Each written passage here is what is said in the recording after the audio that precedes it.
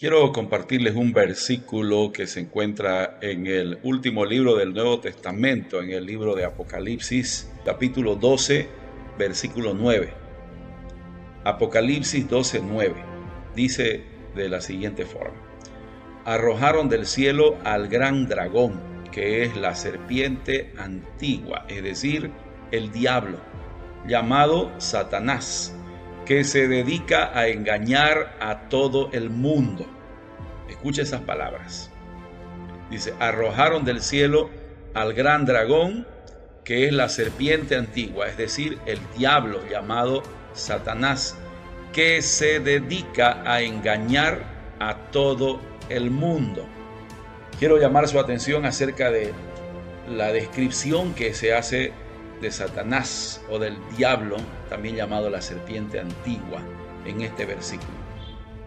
Claramente, el escritor del libro de Apocalipsis, inspirado por el Espíritu Santo, nos dice que Satanás es el que se dedica a engañar a todo el mundo. Lo que quiere decir que su función principal, su propósito principal, su trabajo principal es engañar a todo el mundo, a todo el que él puede engañar. El mismo Señor Jesús nos advirtió que en los tiempos previos a su segunda venida, el engaño del diablo a través de sus emisarios o instrumentos humanos se proliferaría. Por ejemplo, podemos citar las palabras de Jesús en Mateo 24, versículo 4, que dice: Jesús dijo, tengan cuidado con los engañadores que vendrán antes del fin del mundo. Tengan cuidado con los engañadores del fin del mundo.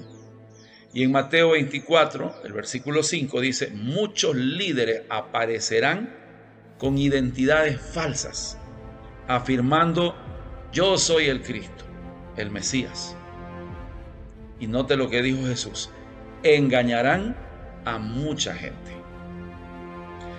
En el versículo 11 del mismo capítulo 24 de Mateo, Jesús continúa diciendo, en medio de la confusión surgirán predicadores mentirosos que engañarán a mucha gente. Lo dice clarísimo. En medio de la confusión surgirán predicadores mentirosos que engañarán a mucha gente. El apóstol Pablo también nos advirtió sobre el mismo tema.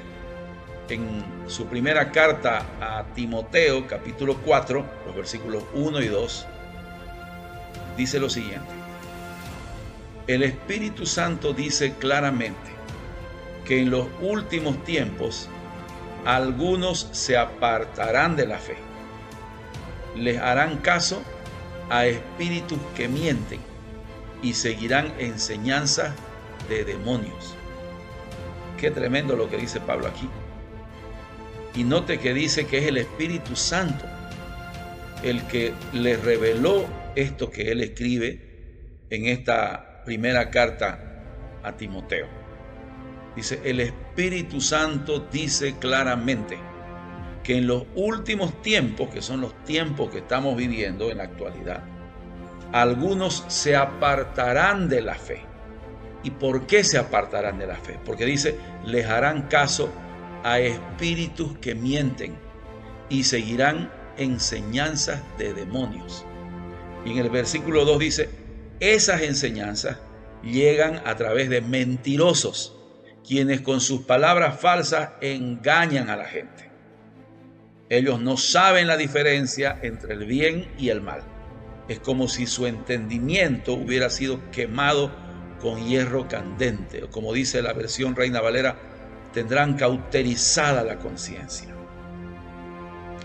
Quiero hablarles en esta oportunidad de uno de los más terribles engaños que en la actualidad se ha proliferado en el mundo, y de manera especial quiero mencionarles cómo esto se ha metido incluso en las iglesias cristianas.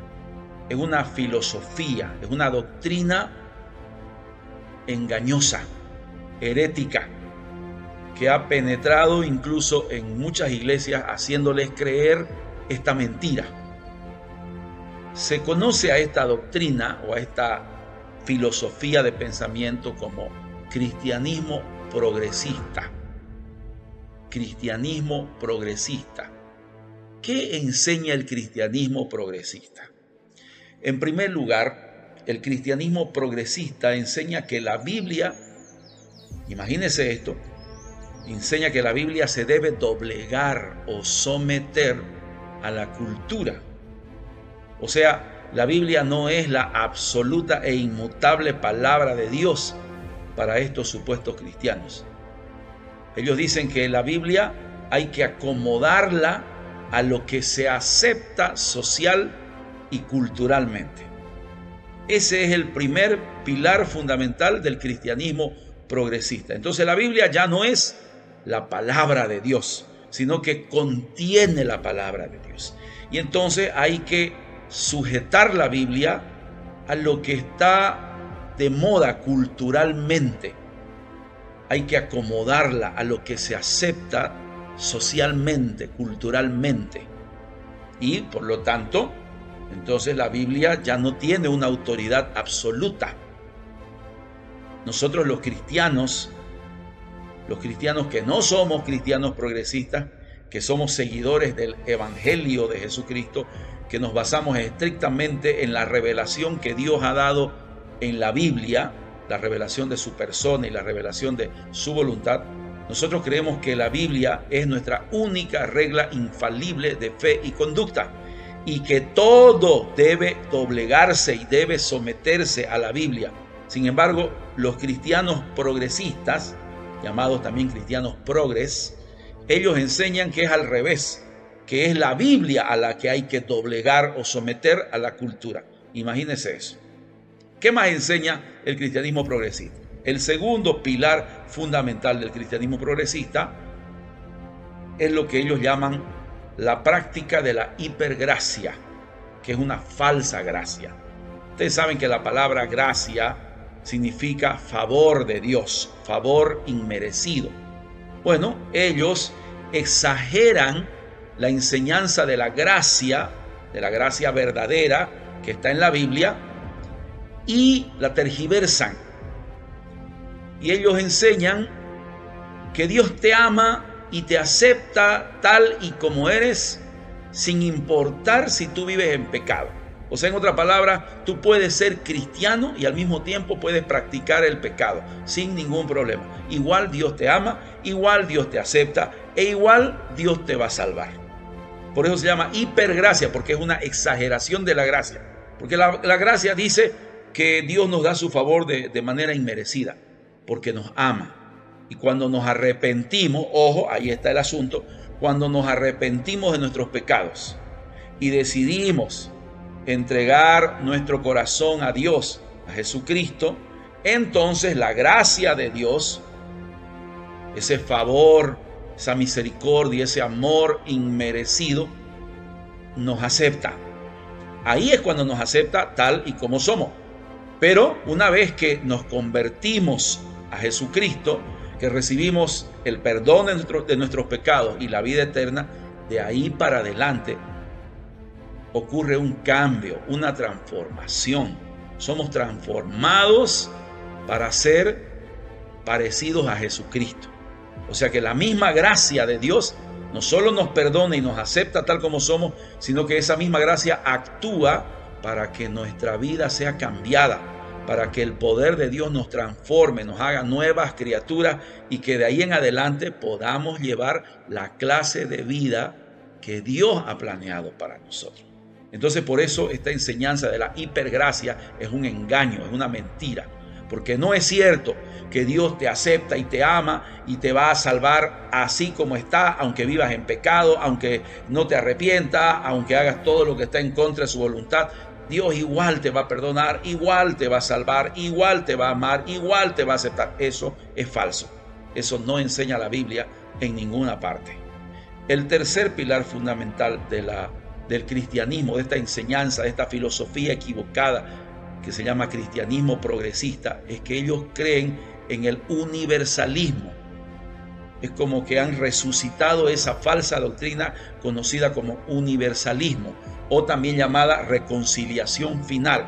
¿Qué enseña el universalismo? Dice que al final todos seremos salvos. No importa cómo hayamos vivido, no importa si rechazamos a Dios, no importa si vivimos en el pecado, si hicimos todo lo malo, no importa en realidad cómo haya sido tu vida. Igual al final Dios te va a perdonar y te va a salvar y te va a dar entrada al cielo. Incluso dicen que hasta el diablo va a ser salvo. Imagínense, dicen que al diablo se le dará una segunda oportunidad para que se arrepiente y se salve. Y de esa forma todos vamos a ir al cielo, sin importar cómo hayamos vivido. Entonces por eso se llama universalismo, porque enseña que Dios va a salvar de forma universal a todos, que el amor de Dios cubre a todos y que Dios va a perdonar al final de los tiempos a todos los seres humanos, a los ángeles, al mismo diablo y todos se van a salvar, porque Dios es tan bueno que Dios va a salvar a todos sin importar el estilo de vida que hayan tenido, sin importar lo que hayan hecho, sin importar que hayan pisoteado los mandamientos de Dios, sin importar que hayan desobedecido, sin importar que hayan matado, que hayan robado, que hayan mentido. No interesa. Dios nos ama tanto que al final nos va a reconciliar con Él a todos. Nos va a perdonar y nos va a salvar a todos, hasta el diablo y sus demonios. Imagínese usted. Sin embargo, el apóstol Juan dice claramente que el que practica el pecado es del diablo y no puede ser considerado hijo de Dios. O sea que esta falsa enseñanza conocida, o esta falsa doctrina conocida como el cristianismo progresista, cae por tierra cuando analizamos unos pocos versículos. No necesitamos mucho, con unos pocos versículos como estos que les voy a mostrar es suficiente para evidenciar que esa es una enseñanza falsa, equivocada, inventada por el mismo Satanás, y que usando a sus emisarios humanos ha tratado de engañar a mucha gente en este tiempo. Primera de Juan, capítulo 3, versículo 8 dice: el que practica el pecado es del diablo, porque el diablo ha estado pecando desde el principio. Y miren lo que dice a continuación: el Hijo de Dios fue enviado precisamente para destruir las obras del diablo. Para eso vino Cristo. ¿Cuáles son las obras del diablo? El pecado, el vivir en pecado. Por eso dice: el que practica el pecado es del diablo, porque el diablo ha estado pecando desde el principio. Esas han sido sus obras todo el tiempo. Pero para eso, dice, vino, precisamente para eso fue enviado Jesucristo, el Hijo de Dios, para destruir las obras del diablo. O sea, el deseo de Dios, el propósito de Dios es destruir las obras del diablo. Es que nosotros no vivamos practicando el pecado. No es su voluntad. Y no va a pasar por alto nuestros pecados si no nos arrepentimos y si no nos convertimos de corazón, entregando toda nuestra vida a Jesucristo para llevar de ahí para adelante la vida recta, justa, la vida pura, la vida santa que Él ha establecido para nosotros, los que somos sus hijos. Pues Él no va a pasar por alto el pecado de nadie, y el juicio de Dios va a caer sobre los pecadores que no se arrepienten.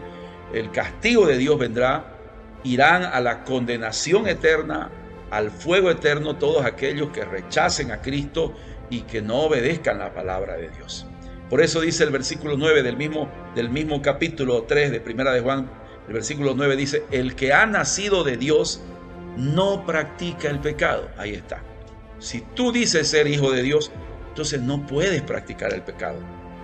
No puedes vivir teniendo al pecado como tu estilo de vida, porque dice: el que ha nacido de Dios no practica el pecado, porque la vida de Dios está en él, en el que ha nacido de Dios. La vida de Dios está en él, y la vida de Dios es una vida pura. Es una vida pura, es una vida santa, es una vida apartada del pecado, apartada del mal. Entonces, si tú tienes la vida de Dios, no puedes vivir practicando el pecado. Dice por eso: no puede vivir entregado al pecado porque ha nacido de Dios. Lo dice clarísimo. Otra vez lo voy a leer, el versículo 9. El versículo 9 dice, el que ha nacido de Dios no practica el pecado, porque la vida de Dios está en él. No puede vivir entregado al pecado, porque ha nacido de Dios. Y en el versículo 10 dice de la siguiente manera, el mismo apóstol Juan, inspirado por el Espíritu de Dios, escribe estas palabras y dice, así distinguimos entre los hijos de Dios y los hijos del diablo. El que vive en pecado y no ama a su hermano, demuestra no pertenecer a la familia de Dios. Ahí está. ¿Cómo sabemos que alguien es hijo de Dios? Observando su vida, observando su estilo de vida, su comportamiento diario, cotidiano. Y aquí dice, el que vive en pecado y no ama a su hermano, y no ama a Dios, y no practica lo que Dios ha ordenado, entonces con eso está demostrando que no pertenece a la familia de Dios.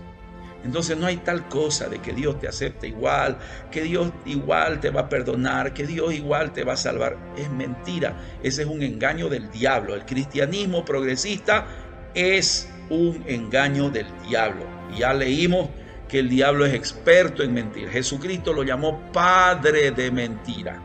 Y si le dio ese título es porque él es el experto más grande para mentir. Y es tan bueno con sus mentiras que mucha gente termina creyendo que es verdad.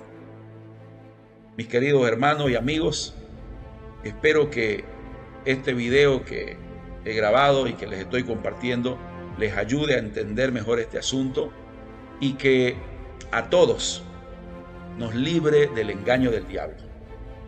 Que la palabra de Dios, al ser aplicada a nuestra vida, nos libere de las mentiras del diablo, del engaño del diablo. Y que podamos incluso ayudar a otros que de repente han caído en esos engaños. Por dos razones comparto esto. Primero, para protección propia, para que la palabra de Dios nos sirva de protección personal, para no caer en estas mentiras, en estos engaños. Y segundo, para que ayudemos a los que han caído, para que Dios nos utilice como sus instrumentos para mostrarles la verdad divina. No nuestra verdad, sino la verdad que Dios ha revelado en la Sagrada Escritura, en su palabra, para que ellos también salgan del engaño. Que Dios los bendiga.